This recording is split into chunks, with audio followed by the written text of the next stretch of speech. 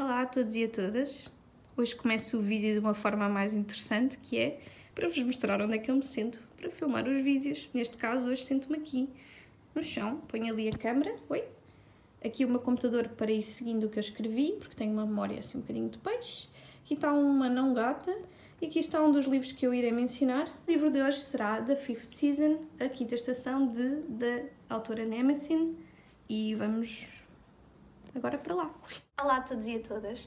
Hoje venho falar-vos de um livro muito interessante, de um género que não trago aqui muito, mas, bom, enfim, há uma primeira vez para tudo. Falamos então de um livro de fantasia, há quem fale em ficção científica. Bom, não sou propriamente a pessoa mais entendida no assunto, portanto, se quiserem deixar comentários quanto a isso, estejam à vontade. Este é o livro A Quinta Estação, de N.K. Jemisin, acho que é o nome da autora assim. A autora é americana, uma autora de ficção científica ou fantasia. Este é o primeiro livro de uma trilogia. Este primeiro livro é um livro introdutório na trilogia. Eu não sei se lerei os próximos dois. Eu não sou muito boa também a manter esse ritmo de séries, não é? Em termos de livros, duologias, trilogias, quartetos. Mas para dizer que recomendo que leia os seguintes, porque pelo que me disseram vale a pena para perceber algumas coisas em relação à história. Esta é uma opinião sem spoilers, e eu sei, quem já leu o livro vai perguntar-se como é que um vídeo tão grande, que eu já estou aqui a prever que será grande, não terá spoilers. Bom, fiquem para ver, mas na verdade não terá mesmo. Este livro é um livro muito interessante, que tem uma forma de narrar peculiar. Nós seguimos a vida de três mulheres, quer dizer, uma criança, uma jovem adulta e uma mulher. Esta criança é a Damaya, a jovem adulta é a Cyanide e a mulher é a Esun. Este livro fala-nos de uma sociedade que já é um resultado do fim do mundo, não o primeiro, não o segundo, portanto o fim do mundo acontece recorrentemente. Os cataclismos, apocalipses são normais e nessa medida quem narra diz-nos logo no início: comecemos pelo fim do mundo outra vez, não é? Portanto já é algo normal. Nós temos seres neste mundo que têm a capacidade de provocar cataclismos, seja sísmicos, enfim, nessas ondas da geologia, digamos assim. Portanto, são seres muito poderosos, cujo nome deste povo, digamos assim, são Orogens ou Origins. Estes seres são, ao mesmo tempo, controláveis e incontroláveis.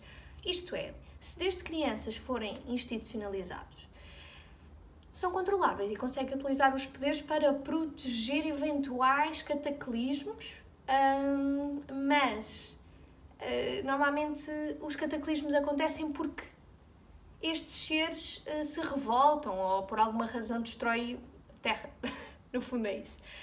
Esta sociedade é organizada de uma forma semelhante à nossa em termos de hierarquias de poder. Não é propriamente aqui uma transposição total do que nós conhecemos, mas temos aqui bastantes semelhanças. Normalmente a questão de termos uma máquina estatal que é predadora na medida em que cria bodes expiatórios, cria seres superiores e inferiores e cria relações de poder muito preocupantes, na medida em que nós temos aqui uma divisão clara entre o que é o ser de bem e o ser selvagem. Uma nota aqui para a questão das personagens: a nossa autora é muito inteligente na forma como articula as vidas destas personagens principais, destas mulheres. Estas mulheres são, sem dúvida, muito interessantes. E as personagens como um todo são diversas em todos os aspectos, seja a nível de raça, que existe neste livro de uma forma diferente do que existe no mundo real, obviamente, numa questão de orientação sexual, enfim, tem aqui muitas diferenças. E não só orientação sexual, mesmo em questão de identidade de género. Temos aqui, por exemplo, uma personagem que é Tonki, que é uma pessoa trans, claramente, pelas descrições que nos foram sendo fornecidas ao longo do livro conseguimos perceber exatamente isso. Não se identifica com o género atribuído à nascença. E é muito interessante como a autora consegue incorporar esses elementos, e eu vi a autora a dizer numa entrevista que, na verdade, é uma tentativa de superar o que nós conquistamos até agora no mundo material, que é pouco. Ou seja, nós temos aqui uma autora negra que extravasa os ditames óbvios, não é, da ficção científica, da fantasia, ou o que seja, são subgéneros literários diferentes, eu sei, mas o que eu estou a dizer é que conseguimos encontrar elementos dos dois. Penso que seja possível afirmar isso. A autora realmente supera aqui muitas limitações que foram impostas aos mundos da fantasia e da ficção científica, porque foram, enfim, géneros ou subgéneros literários até agora, até há pouco tempo, escritos predominantemente por homens brancos, não é? Então, obviamente que aqui há uma contestação das normas vigentes na literatura como um todo e na literatura especificamente da ficção científica e da fantasia. Esta sociedade de Sans tem uma estratificação social muito idêntica até ao que o Platão imaginou na República. É a questão de as pessoas estarem designadas a uma função social. Então, portanto, temos os protetores, temos os cuidadores, temos os governadores. Então, essa hierarquização, estratificação, já é algo que se fala desde os gregos, não é?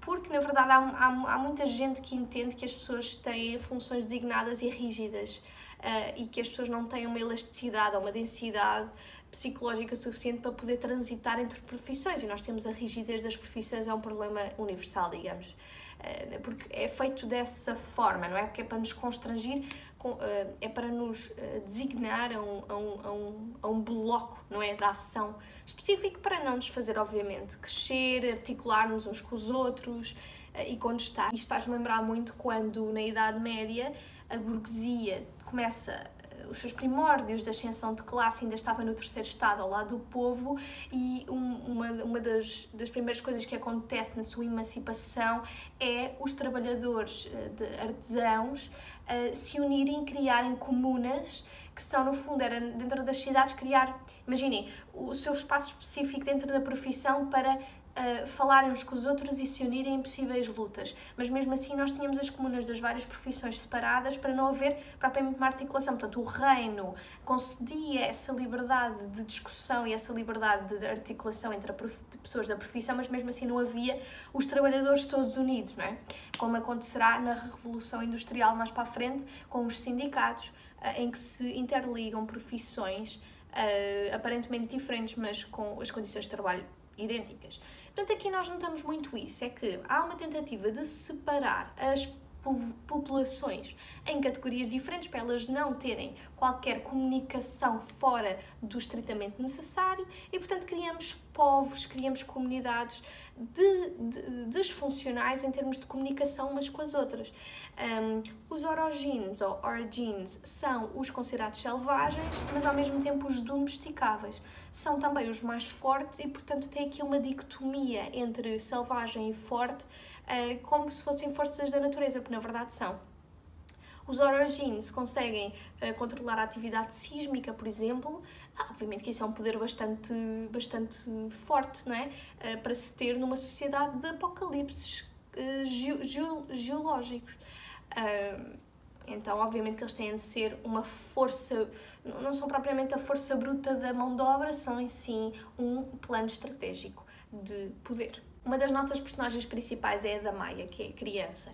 Ela é retirada aos pais, assim como a maior parte das crianças origins, e é colocada numa instituição que é o Fulcrum. Esta instituição é equivalente a uma casa de correção para os origins, que é como têm este poder todo, precisam de ser domesticados, não é? Porque são demasiado selvagens.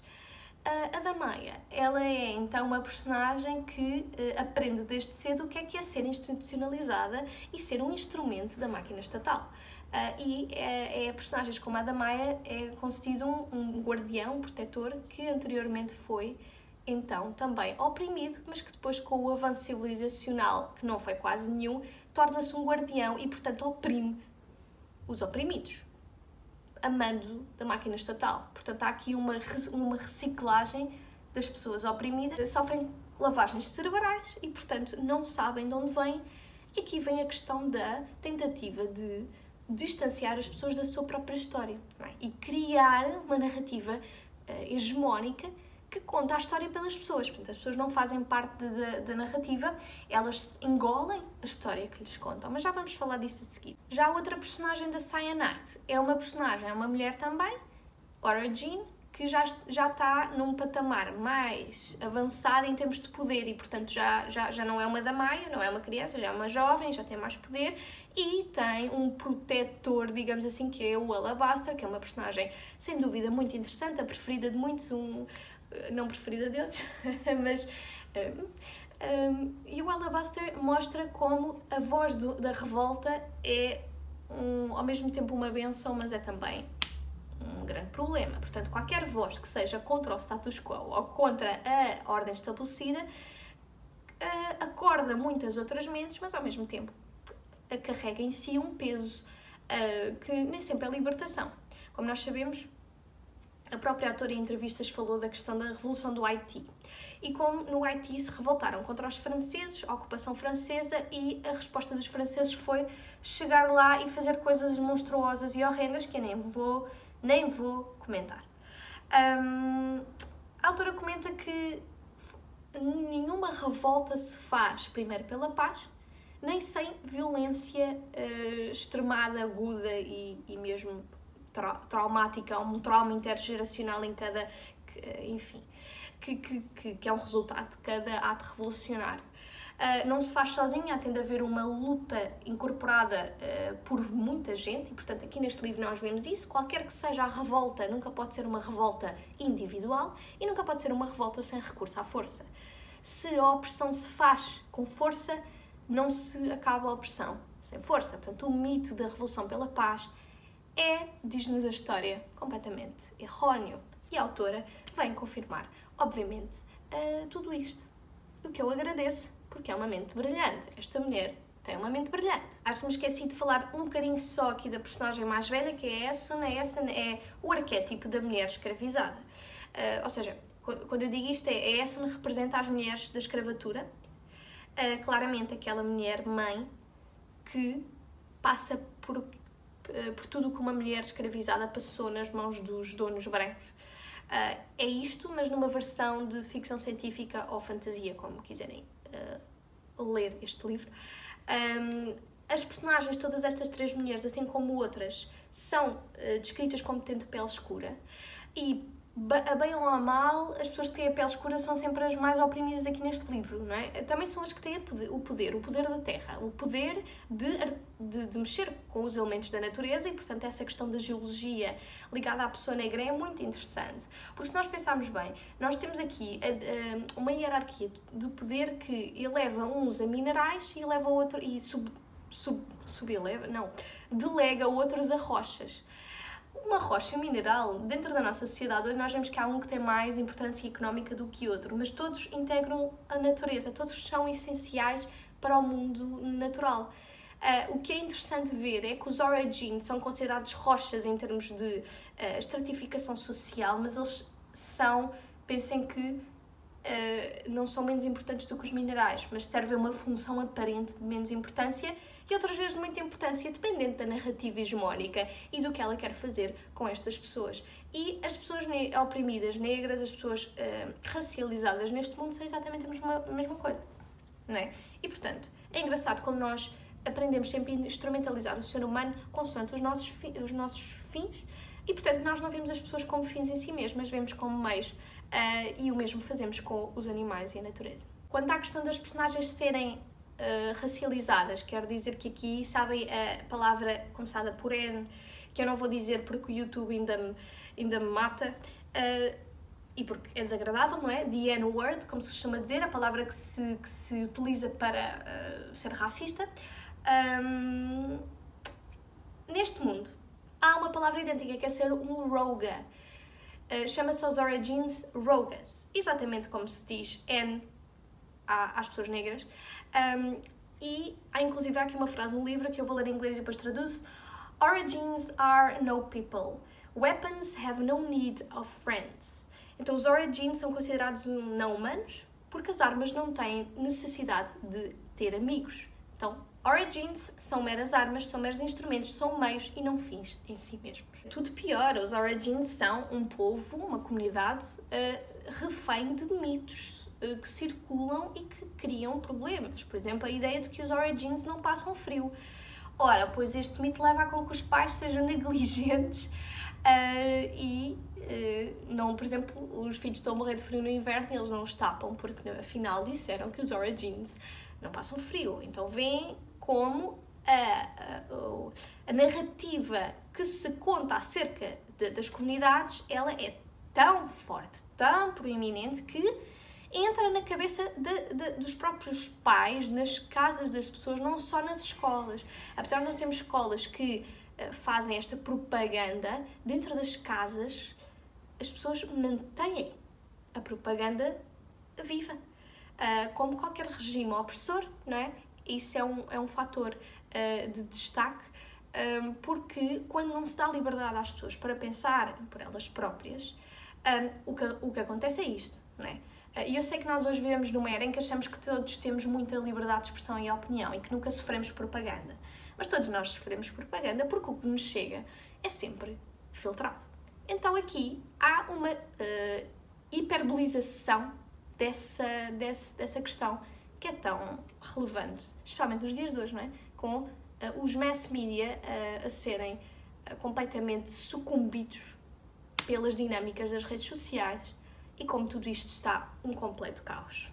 Um completo caos. Outro fator muito preocupante neste livro, mas que espalha, enfim, tanta coisa, é o facto das etnias serem misturadas. Então nós misturamos aqui pessoas de várias culturas para dar um resultado final que, enfim, a massa governativa, não, pronto, este corpo governamental queira fazer, quer um resultado qualquer, andar a misturar as pessoas, diz aqui, olha, agora tu és feita para reproduzir e tu és feito para também procriar, então juntam um homem daqui, uma mulher daqui, olha, agora te fazem um filho assim, porque é assim que nós queremos.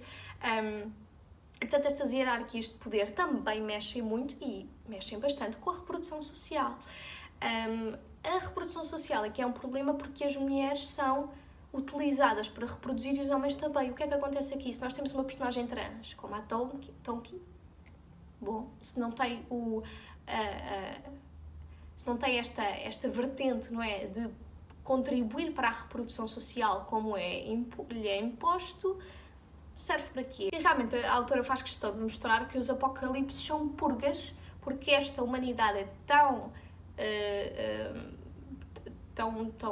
viciada, tão envenenada, está tão envenenada, que mais vale que se calhar o fim do mundo recorrente não é assim tão mal, porque vai acabar com não é? Acabar com nada de especial. A autora parece que brinca aqui um bocadinho com esta ideia de que se calhar os apocalipses e os fins do mundo não são coisas assim tão más. O problema é o que é que eles destroem. Porque se destruírem a maldade, é uma coisa, mas o problema é que levam atrás um rastro de sangue. Portanto, este apocalipse sangra por cima de todos os inocentes. E aí é que vem o problema, aí é que está o problema. E como os apocalipses estão nas mãos de gente completamente alucinada. Esta ideia de querer sobreviver faz com que as pessoas sejam utilizadas como armas, porque a sobrevivência é quase aqui a máxima adotada universalmente. É um bocadinho um imperativo categórico sobreviver a todo o custo. Pois, enfim, a questão é que a autora brinca com isso. É que há uma contradição ao universalizar este princípio, na medida em que a sobrevivência a minha sobrevivência pode interferir com a tua. E então aqui, como é que nós universalizamos um princípio que se envenena a si mesmo e que vai completamente sempre contra os direitos humanos, que aqui então é a premissa base de toda e qualquer sociedade neste livro, é que não há respeito mútuo, há uns que valem mais e uns que valem menos. Quanto à questão da maternidade, queria voltar a mencionar, há vídeo aqui no canal sobre este livro, Beloved, da Toni Morrison, ou Amada em português Brasil.